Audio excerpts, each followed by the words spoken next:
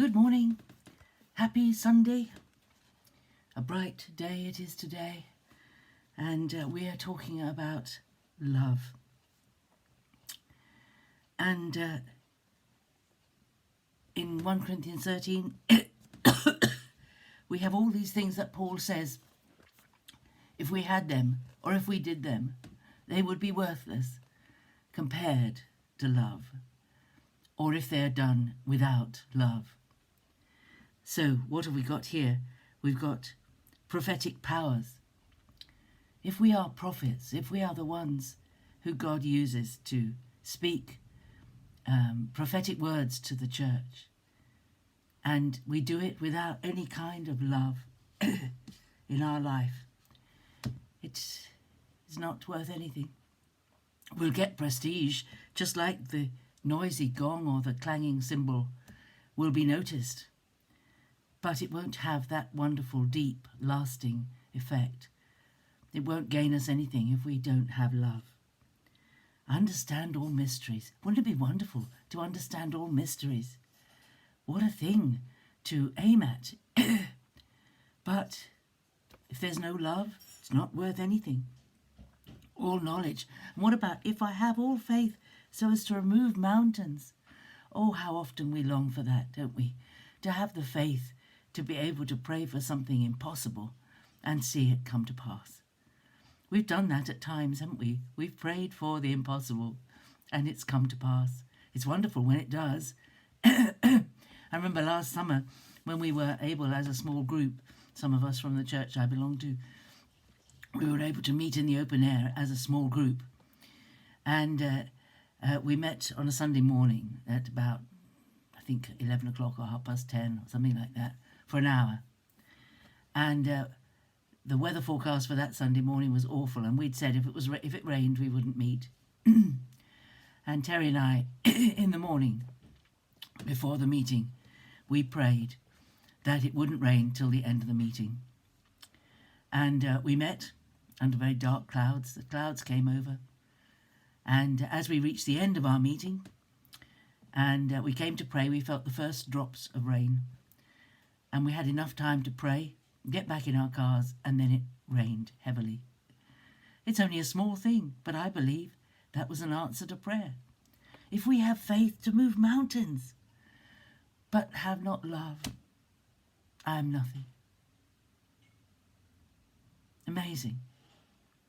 If I give all I have, and I deliver my body to be burned, and have not love, I am nothing. I gain nothing. Love. I think in some ways we need to, perhaps today, muse on what we think are the important things in our walk with God.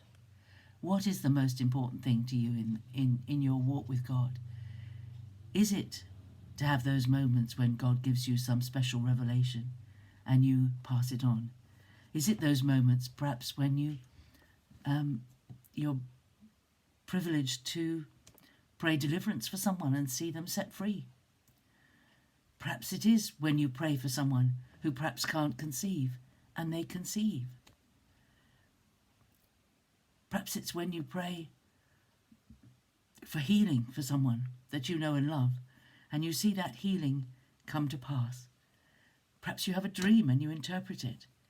Are those the things that you look for? Those are the things you think are most valuable?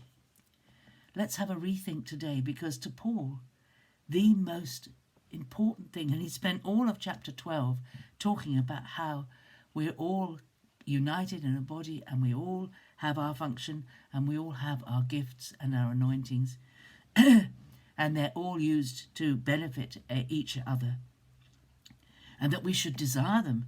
In 12:31 he says, earnestly desire the higher gifts. And then he says, and I will show you a still more excellent way. And that is the way of love. The way of love is more important than public ministry, public sacrifice. It's more important than people knowing who we are, people recognizing our gifting, people coming to us. Makes us feel good, doesn't it, when people come to us and ask for prayer? It does something for our ego. when we see prayers answered. It's a real blessing. But it's not us. It's all the Holy Spirit. And everything we do should be motivated by this wonderful love that God gives to us. It grows as a fruit in our life as well as being a gift. We love in response to his love. And this is actually how love works in every relationship in life. In a married relationship, if things begin to go sour, you start praying for your spouse, you start doing loving things for them, going out of your way to bless them, cooking their favourite food, or doing taking them to their favourite place, showering gifts on them, treating them as if you're wooing them again, perhaps. You find the love comes back in return. Love can be very responsive to love. And love breeds love. It's like one of those seeds again, isn't it? It's like the smile. We don't see each other smile with our masks on, but if we pass a smile on, very often that smile will grow and multiply. And that love grows. Love is very important. Let's have a think about what our values are in the spirit realm. What do we value most in the things that we have and the way that the Lord has blessed us? Let us think about this more excellent way of love. And then read it again. It does well to read again, even learn it. If you've got time to learn it. It's small phrases, isn't it? We shall go on to the first of these. Love is patient and kind. Oh, have a great day today. Happy Sunday. Have a great day. I hope that you will find a way of joining some church or some group in worship today. If not in person, then on Zoom. And thanks for listening. Great to see you. And I'll see you again tomorrow. God bless you. Bye-bye.